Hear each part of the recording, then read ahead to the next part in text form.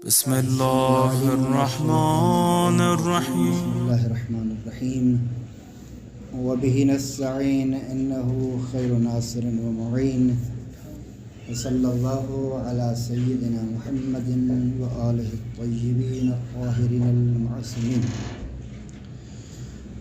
أما بعد، ربي يسر ولا تعسر وتمم بالخير. ربي يسر ولا تعسر وتمم بالخير. ربي يسر ولا تعسر وتمم بالخير. ربنا وفقنا لما تحب وترضى. ربنا وفقنا لما تحب وترضى. ربنا وفقنا لما تحب وترضى بحق محمد وآله الطاهرين. اللهم وفقنا للفهم والإفهام والتفهيم بحق محمد وآله الطيبين الطاهرين. علم کلام کی وجیز کتابوں میں سے، موجز کتابوں میں سے ایک ہے النکت الاعتقادیہ ہے۔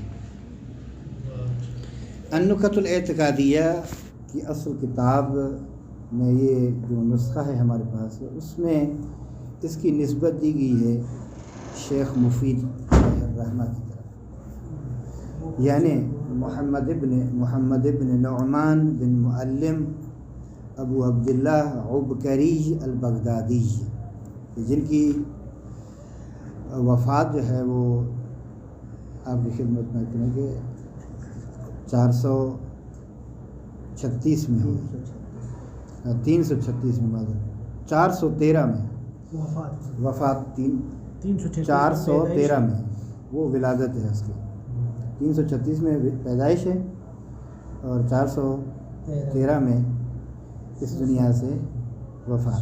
329 میں غیبت کبریٰ ہوا۔ جی 29 نہیں ہے، 36 ہے، 336 میں ولادت ہے، ٹھیک ہے۔ خوب، لیکن اسی کتاب، یہ کتاب جو ہے چھپی ہے المؤتمر العالمی لألفیۃ الشیخ المفید، اور آپ کی خدمت میں عرض کریں کہ اس کی تحقیق جو ہے وہ سید محمد رضا جلالی نے کی ہے۔ یہاں رضا مختاری لکھا ہوا ہے، جبکہ اندر کتاب میں سید محمد رضا حسینی الجلالی لکھا ہوا ہے۔ حقیقت میں یہ کتاب شیخ مفید کی نہیں ہے، شیخ مفید کی طرف اس کتاب کی نسبت دی گئی ہے۔ اس محقق نے، سید محمد رضا حسینی جلالی نے،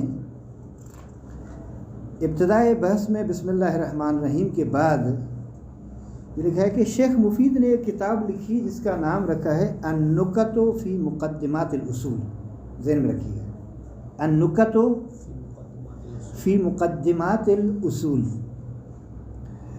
اور یہ علم کلام کے بارے میں ہے۔ خود اس محقق ارجمند نے اس کتاب کی بھی تحقیق کی ہے، خود اسی آغا سید محمد رضا حسینی جلالی نے اس کتاب کی بھی تحقیق کی ہے، اور اس کتاب میں موضوع جو ہے وہ اصطلاحات علم کلام کی شرح بیان کرنا ہے۔ النکت فی مقدمات الاصول کا موضوع کیا ہے؟ علم کلام کی اصطلاحات کی شرح، تشریح کرنا، واضح کرنا اس کو۔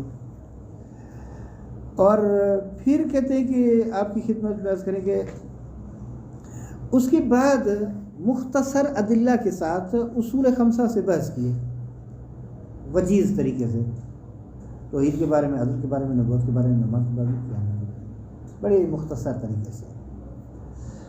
کہتے ہیں کہ بعض علماء نے النکت الاعتقادیہ نام سے جب برخورد کیا نا، تو ان کے ذہن میں آیا کہ النکت فی مقدمات الاصول، کیونکہ شیخ مفید نے لکھی ہے، بس یہ بھی شیخ مفید نے لکھی ہے، تو نام لگا دیا شیخ مفید کا۔ یہ اشتباہ بعض افراد سے ہوا ہے، النکت الاعتقادیہ کو شیخ مفید کی طرف نسبت دی ہے، چونکہ دونوں کتابوں کو، اور میں نے دونوں کو دیکھا ہے اول سے لے کر آخر تک، تو مجھے ان کی بات جو ہے سید محمد رضا حسینی جلالی کی بات بالکل قرین حق اور انصاف معلوم ہوئی ہے۔ کیونکہ نہیں ہو سکتا کہ ایک شخص ایک ہی موضوع سے مربوط ایک ہی طریقے سے دو کتابیں ایک نام سے لکھے. مثلا نام مختلف ہو پھر بھی ٹھیک ہے، چلے، روش ایک ہے پھر بھی چل جاتا ہے. موضوع ایک ہو، چلو کوئی بات نہیں. مثلا علم کلام کی 4 وجیز کتابیں لکھ دینا کوئی مشکل نہیں ہے. لیکن موضوع بھی ایک ہو، نام بھی ایک ہو، روش بھی ایک ہو، نہیں ہو سکتا ہے. ایک ہی کتاب، ایک ہی مؤلف کی 2 کتابیں یا 2 سے زائد کتابیں، جبکہ موضوع بھی ایک ہو اور روش بھی ایک ہو اور آپ کی خدمت سے اسم بھی ایک ہو. 3 چیزیں، موضوع، روش اور نام، یہ نہیں ہو سکتا.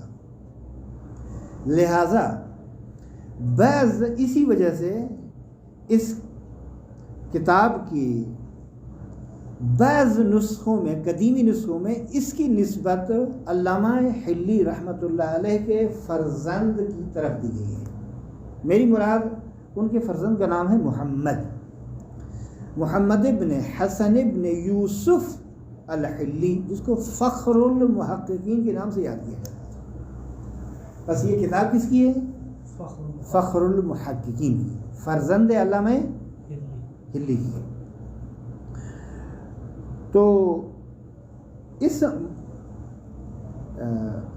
محقق بزرگار نے 3 دلیلیں دی ہیں اس مطلب کی کہ یہ تالیف شیخ مفید کی نہیں ہے. انہوں نے ثابت کیا ہے کہ یہ کتاب فخر المحققین یعنی فرزند علامہ حلی رحمۃ اللہ علیہ، یعنی میری مراد محمد ابن حسن ابن یوسف الحلی ہے، جس کو فخر المحققین کے نام سے یاد کیا جاتا ہے. اب آتے ہیں ہم ابتدائے بحث کی طرف. یہ چونکہ آپ کے پاس موجود ہیں نسخے، اس وجہ سے ذہن میں رکھیے گا. نمبر اول جو ہماری گفتگو ہے بسم اللہ الرحمن الرحیم سے. اچھا، اس کا طریقہ کیا ہے یہ بیان کرنا بھول گیا، میں معذرت چاہتا ہوں. روش بحث کیا ہے؟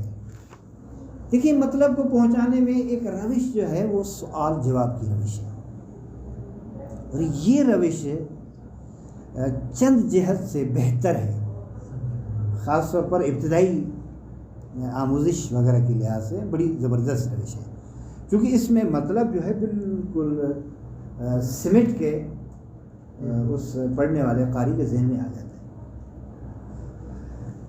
وہ کہتے ہیں کہ خود کو اے عقل مند انسان سائل بھی قرار دو اور مسئول بھی قرار دو. خود سوال کرو اور خود ہی جواب دو. بس اگر یہ کہا جائے تو پھر اگر آپ سے یہ پوچھا جائے تو اس کا جواب کیا ہے، اگر آپ سے یہ پوچھا جائے تو اس کا جواب کیا ہے. یہ سوال جواب، سوال جواب. اور انہوں نے مقدمے میں لکھا ہے کہ یہ میرا عقیدہ ہے، دلیل جس سے مجھے کھینچ کر لائی ہے اس عقیدے کی طرف. یعنی میں آنکھیں بند کر کے پہلے سے طے کر کے یہ عقیدہ نہیں رکھا، دلیل نے مجھے رہنمائی کی ہے، یہ ہے عقیدہ صحیح. توحید میں، نبوت میں، معاد میں اور عدل میں وغیرہ وغیرہ، امامت میں، یہ ہے عقیدہ. دلیل نے مجھے، یعنی قادنی الدلیل الیہا، اس مطلب کی طرف دلیل مجھے کھینچ کر لے گئی ہے، اور اس دلیل نے اس عقیدے پر میرے اعتماد کو اور مضبوط بنا دیا ہے. میں نے توضیح اور تبیین اور تشریح کے بعد اسے مومنین کے لیے تحفہ قرار دیا ہے. ٹھیک، یہ یعنی اس کا مقصد ہے کہ عام مومنین کے لیے لکھی گئی ہے، لیکن جو مطلب ہے نا وہ عام مومنین، کم از کم ہمارے جو عام مومنین ہیں ان کی سمجھ سے تو باہر ہے. ممکن ہے اس زمانے میں بہرحال اہل علم مومنین ہوں جو سب کے سب سمجھتے ہیں، سب کے سب تو بڑا مشکل ہے پھر بھی، لیکن فرض کر لیتے ہیں کہ کیونکہ مومنین کے لیے، مگر یہ کہ مراد مومنین سے وہ طلاب علوم دینی جو ایمان سے سرچار ہیں اور علوم آل محمد کے حصول کے در پہ ہیں، مگر مومنین سے مراد وہ لیا جائے تو پھر مسئلہ آسان ہو جاتا ہے۔ لہذا 5 فصلوں پر اس کو مرتب کیا ہے۔ پہلی فصل توحید کے بارے میں ہے، دوسری فصل عدل کے بارے میں، تیسری نبوت کے بارے میں، چوتھی معاد اور چوتھی امامت اور 5ویں معاد کے بارے میں۔ عبارت دیکھیں،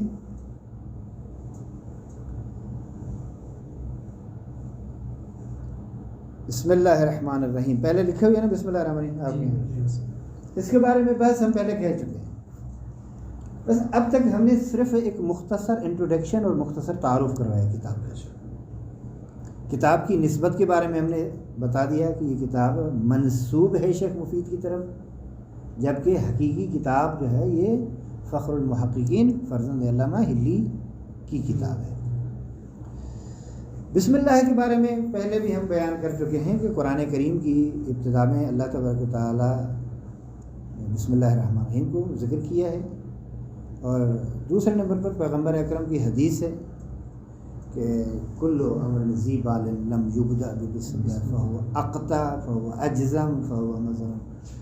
بہت ساری تعبیرات ہیں، اس میں 3-4 تعبیرات رائج ہیں کہ ہر وہ اچھا کام اور ذی بال کام اور بہت زبردست کام، اہمیت اور حیثیت والا کام، اگر اس کی ابتدا اور اس کی شروعات بسم اللہ الرحمن الرحیم سے نہ کی جائے تو وہ کام ادھورا رہ جاتا ہے، دم بریدہ رہ جاتا ہے، ناقص رہ جاتا ہے، کامل نہیں ہو پاتا۔ یہ اس حوالے سے انہوں نے بسم اللہ الرحمن الرحیم کو ان 2 دلیلوں کے بنا پر، اس کے بعد پھر انہوں نے کہا ہے الحمد للہ رب العالمین، تمام تعریفیں اللہ کے لیے کہ جو عالمین کا رب ہے، پالنے والا ہے۔ والصلاۃ والسلام علی اشرف الانبیاء والمرسلین، درود و سلام ہو، درود لسانی اور قلبی ہو تمام انبیاء سے اشرف اور تمام مرسلین سے اشرف اور افضل پیغمبر اکرم حضرت محمد مصطفیٰ صلی اللہ علیہ وآلہ وسلم اور آپ کی آل سے کہ جو معصوم ہیں، اور آپ کے اہل بیت جو کہ اللہ کی جانب سے ان کو طہارت عطا کی گئی ہے اور طاہرین ہیں۔ لہذا محمد کے خاتم النبیین کہ انبیاء کی سلسلے کو ختم کرنے والے ہیں، خاتم النبیین، ٹھیک ہے، ختم مرسلین ہیں، اور ان کی آل پر کہ المعصومین یہ صفت ہے اس کی، و اہل بیت ہی کہ الطاہرین اس کی صفت ہے۔ اما بعد یعنی بعد الحمد والصلاۃ فہذہ عقیدہ، آپ جانتے ہیں کہ اما بعد اصل میں کیا تھا اور پھر کیسے یہ ان مسائل کو ہم اب نحو نہیں پڑھ رہے کہ زیادہ ان کی طرف آپ کو زحمت دیں، آپ خود زحمت کریں اس کلمے کے آخر میں۔ فا جو ہے اما کے جواب میں ضروری ہے کہ یہاں فہذہ، اور یہ جملہ اسمیہ ہے، عقیدتی یہ میرا عقیدہ ہے۔ اب یہ ایک بحث ہے کہ یہ حاضی کا اشارہ کہاں ہے، اشارہ لے کیا ہے، میں اشارہ کر رہا ہوں اس بحث کی طرف، اس کے پیچھے آپ جائیں خود۔ آیا اس حاضی کا اشارہ ان خطوط کی طرف ہے جو بعد میں آئیں گے، یا اس کا اشارہ ان خطوط کی طرف ہے جو مصنف کے ذہن میں ہیں، یا ان معانی اور مطالب کی طرف ہے جو اس خود رائٹر کے ذہن میں موجود ہیں؟ اس کا اشارہ کہاں ہے، مشعل کیا ہے؟ تو یہ اگر آپ نے حاشیہ مولا عبداللہ پڑھا ہو تو وہاں اس بحث کو وہاں انجام دیا ہے. لہذا تھوڑی سی دقت کریں کہ حاضی کا اشارہ کہاں ہے. ہمارا ہدف جو ہے ان کتابوں کے مرور کا یہ ہے کہ ان کتابوں سے ایک تو صحیح سے آشنائی، موضوعی لحاظ سے آشنائی ہو جائے، اور ہم 4-5 کتابیں صرف بحث توحید میں پڑھیں گے، اور وہ بھی وجیز کتابیں، تاکہ تمام جو 4-5 کتابیں ہم پڑھیں گے ان میں ہر ایک کی روش کا آپ کو پتہ چلے، پھر آگے بحث کو ادامہ دینا ہمارے لیے مشکل نہ ہو. اور ہماری کوشش یہ ہوگی کہ کتاب کا متن جو ہے وہ حتماً حل ہو جائے، پھر آگے اور کچھ اضافہ مطلب آئے یا نہ آئے، لیکن کم از کم اصل کتاب، متن کتاب حل ہو جائے. لہذا کہتے ہیں فہذی عقیدتی. یہ عقیدت میں یا متکلم ہونا چاہیے. جی عقیدہ مضاف ہے، ہاں جی، یا متکلم ہے. البتہ حاضی عقیدت بھی ٹھیک ہے، یہ عقیدہ ہے، یہ عقیدہ ہے، ضروری نہیں یا متکلم لگا لیں. حاضی عقیدت، یہ عقیدہ ہے. کیسا عقیدہ ہے؟ پھر قادنی الدلیل صفت ہے عقیدے کی نحوی لحاظ سے. حاضی مبتدا، عقیدت خبر، اور یہ موصوف ہے. قادنی الدلیل الیہا، یہ پورا جملہ محلا مرفوع ہے، خبر صفت برائے عقیدت. ٹھیک ہو گیا. عقیدتی یہ شاید میرے ذہن میں پتہ نہیں کیوں اس طرح تھا کہ حاضی عقیدتی، یہ میرا عقیدہ نہیں، یہ عقیدہ ہے. تو ہے تو ظاہر ہے اسی کا عقیدہ نا. یہ ایک ایسا عقیدہ ہے جو قادنی الدلیل الیہا، جس کی جانب مجھے دلیل کھینچ کر لے گئی ہے. وقوّا اعتمادی علیہا، اور اس دلیل نے، قوّا میں ایک ضمیر ہے جو دلیل کی طرف جائے گی، اس دلیل نے مضبوط کر دیا ہے میرے اعتماد کو اس عقیدے پر. ٹھیک ہے، علیہا یعنی عقیدے پر. جعلتها بعد التوضیح والتبیین تحفۃ لاخوان المؤمنین، میں نے قرار دیا اس عقیدے کو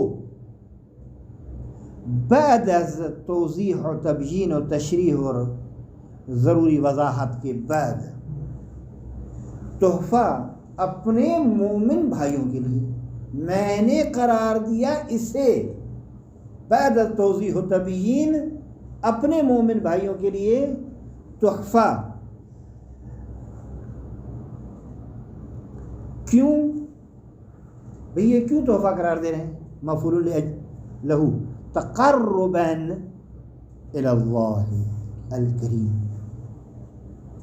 یعنی میرا ہدف اپنی شہرت نہیں ہے، میرا مقصد شکم نہیں ہے، میرا مقصد فلوس نہیں ہے، میرا مقصد رضا خدا، قرب الہ، خالق کائنات کا تقرب ہدف ہے میرا اس کام میں، الی اللہ الکریم. وطلبا لثوابہ الجسیم، جسیم یعنی عظیم، اور اللہ تبارک تعالیٰ سے ثواب عظیم کو طلب کرنے کی خاطر، یعنی میں ثواب اکٹھا کرنے کے پیچھے ہوں. میں چاہتا ہوں کہ اس کام کے ذریعے سے ثواب اس رب کریم سے بہت زیادہ ثواب مجھے مل جائے، کیونکہ یہی ثواب جی وہ عطف ہو جائے گا اسی پر. یہ مفعول لاجلہ یا مفعول لہ، لثواب الجسیم. راجین یہ حال ہے، راجین نے امید رکھتے ہوئے، ان ينفع بها الطالبین، ان ينفع، بعض نسخوں میں ینفع کی بجائے ینتفع بها، اور یہ بہتر ہے، ینتفع بہتر ہے.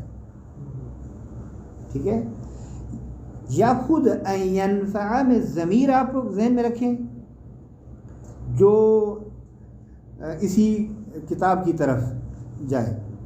یعنی یہ جو میں نے کتاب لکھی ہے نا اسی کے ذریعے سے طالبین کو فائدہ دے. ینفع میں ضمیر رکھے اللہ کی طرف جائے, یعنی اللہ فائدہ پہنچائے اس عقیدے کے ذریعے سے ان افراد کو جو یہ عقیدہ طلب کرنے والے ہیں, اب طالبین ہیں طلب کرنے والے. لہذا ینفع کی ضمیر اللہ کی طرف جائے گی, امید رکھتے ہوئے کہ پروردگار عالم اس تحفے کے ذریعے یا اس عقیدے کے ذریعے, ایک ہی بات ہے نا, تو اس عقیدے کے ذریعے سے فائدہ دے ایسے افراد کو جو اس عقیدے کو طلب کرنے والے ہیں, چاہنے والے ہیں. اب طالبین انہو, یہ ان مقام تعریف ہے, کیوں یہ امید رکھتے ہیں پروردگار سے؟ کہتے ہیں اس لیے چونکہ وہ بہترین توفیق دینے والا اور بہترین مدد کرنے والا ہے. توفیق خدا سے کیا مراد ہے؟ خداوند متعال ایک شخص کے لیے اسباب عمل خیر فراہم کر دیتا ہے. وہ عمل خیر انجام دینا اس کے لیے بالکل آسان ہو جاتا ہے. خود اعمال خیر کے انجام دینے میں اسباب کا مہیا ہونا توفیق الہی کہلاتا ہے. مثلا یہ آپ اور ہمیں یہ توفیق ہوئی کہ ہم اس کتاب کو دیکھیں, اس کا مرور کریں, یعنی کیا یہ سب اسباب کا مہیا ہونا یہی توفیق الہی ہے کہ ہم سب اکٹھا ہوں اور پرنٹ نکلوائیں نسخوں کو, تو اصل کتاب نہ ہونے کی صورت میں پرنٹ نکلوا کے اور پڑھ لیں. خب یہ نسخوں کے اختلاف ہے, یعنی بعض نسخوں میں اس طرح ہے, بعض نسخوں میں اس میں. لہذا اس نے کیا لکھا ہے, باب افتعال سے لکھا ہے. یہ نسخوں کے نام ہیں, وہ جو خطی نسخے ہیں نا, ہر ایک کا نام وہ جو محقق ہوتا ہے وہ نام رکھتا ہے کہ فلاں نسخہ یہ اس نام سے ہے, یہ کوڈ ورڈ ہے.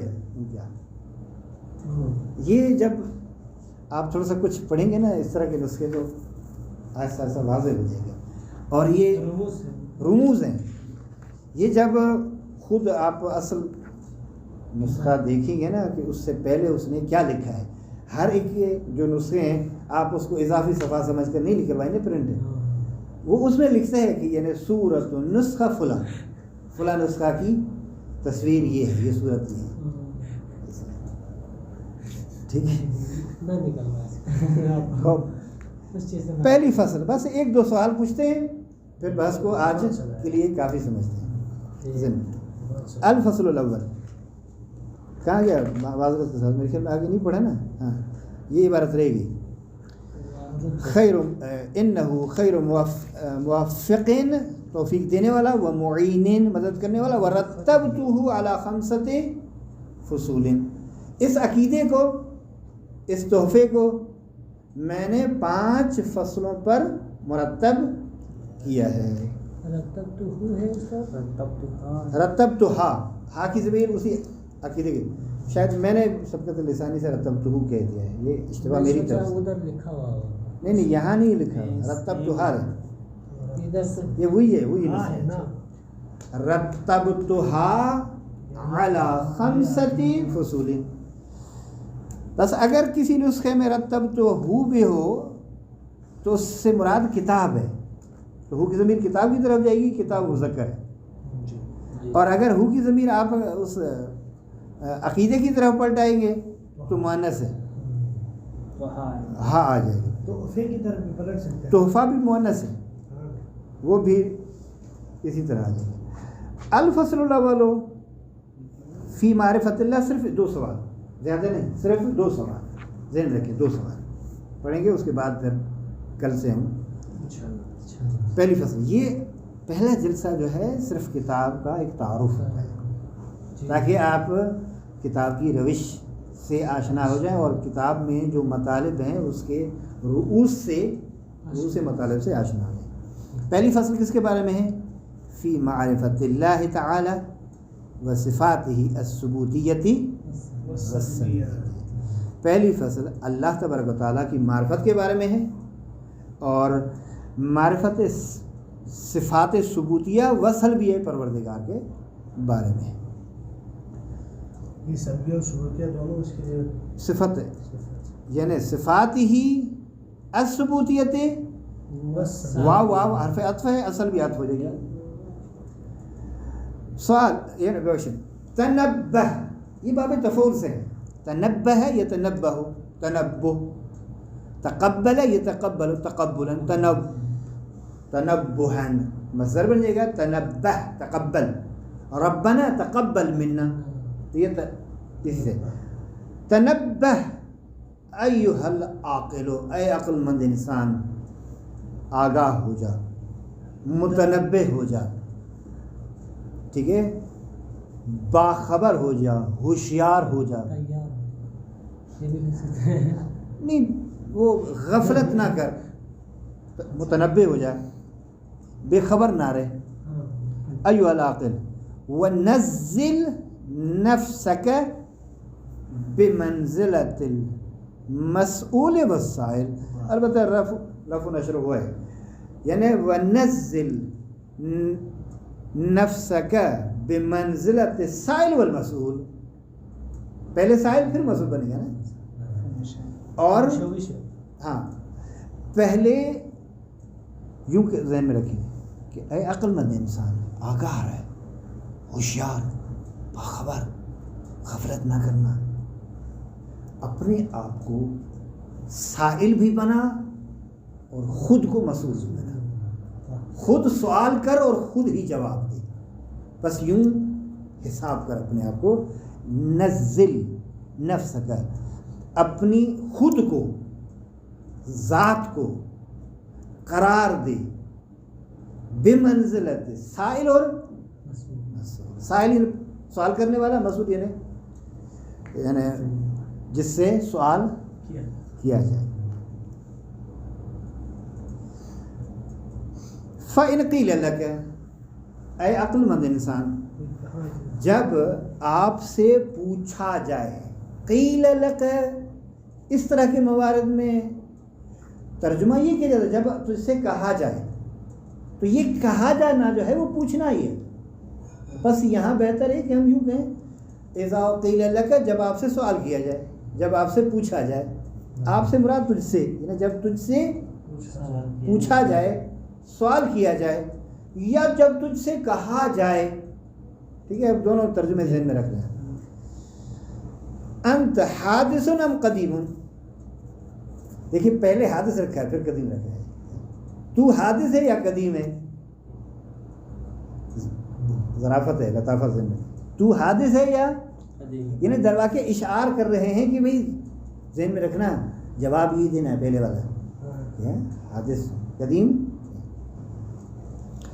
فل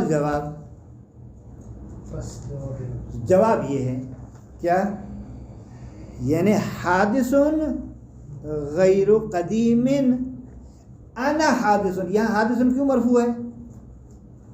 یعنی میں حادث ہوں. انا پوچھا جا رہا ہے نا کہ تو حادث ہے یا قدیم، تو جواب کیا ہوگا؟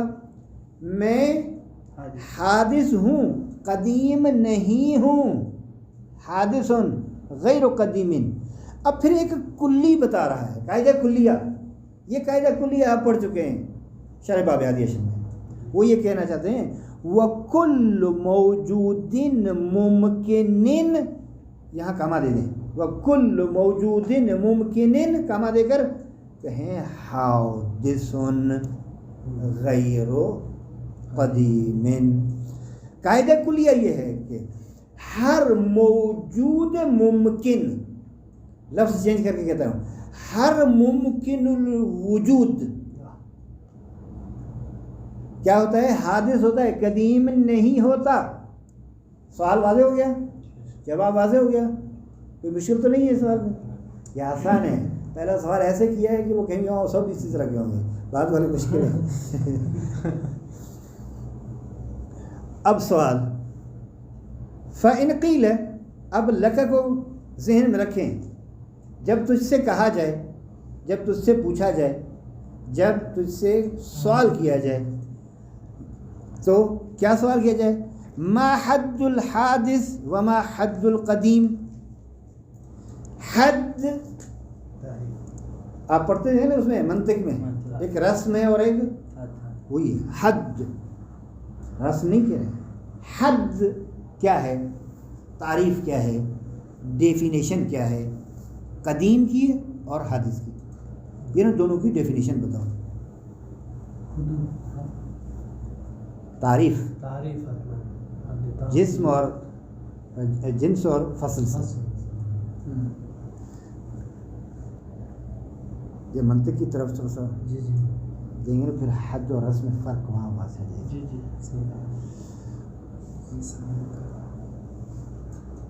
سب جواب الحادث هو الموجود المسبوق بالعدم، حادث وہ موجود ہے کہ عدم نے جس پر سبقت حاصل کی ہو، عدم نے جس سے پہل کی ہو، عدم جس سے پہلے ہو۔ واضح کلیئر، عبارت مشکل تو نہیں ہے۔ والموجود المسبوق بالعدم، والقدیم هو الموجود الذي لم يسبقه العدم، العدم فاعل ہے اس کے لیے۔ قدیم وہ موجود ہے کہ عدم نے جس سے پہل نہ کی ہو، جس کے لیے عدم نہ ہو، جس کے لیے نہ ہو، نہ ہو، لا نہ ہو، نہ ہونا نہ ہو، ٹھیک ہے۔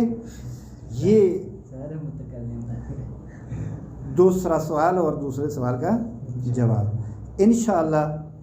سوال یہ ہے، تیسرا سوال بھی کر رہا ہوں پھر اس کا جواب بھی پڑھ لیں۔ مت دلیل علی انک حادث، بھئی دلیل کیا ہے کہ تو حادث ہے؟ آپ نے تو آنکھیں بند کر کے کہہ دیا کہ میں حادث ہوں، سوچا سمجھا غور و فکر کیا یا ویسے ہی کہہ دیا؟ کہتے میں بغیر دلیل کی بات نہیں کرتا۔ میرا جواب اس سوال کا یہ ہے کہ سبق العدم علی وجودی، دقت کریے، سبق العدم علی وجودی دلیل علی حدوثی، زبردست جملہ۔ میرے وجود پر عدم کی سبقت میرے حادث ہونے کی دلیل ہے۔ دقت کریں، جملہ بڑا زبردست کہا ہے، زبردست۔ سبق العدم علی وجودی، میرے وجود پر عدم کی سبقت دلیل علی حدوثی، میرے حدوث کی دلیل ہے کہ میں حادث ہوں۔ اور بڑی بات یہ پہلے ادھر وجود عدم اور وجود کی جمع۔ خوب اب یہ سوال ہے، انشاءاللہ اس کا جواب بعد میں پڑھیں گے، صرف سوال سمجھ لیں کہ بھئی کیا دلیل ہے کہ آپ پر عدم نے سبقت کی ہے، یعنی آپ کے وجود سے پہلے عدم کیسے ہے، یہ تو ثابت کریں۔ انشاءاللہ اس پہ اسٹاپ کرتے ہیں، انشاءاللہ باقی دلیل جو ہے۔ وآخر دعوانا الحمدللہ رب العالمین وصلی اللہ علیہ وسلم۔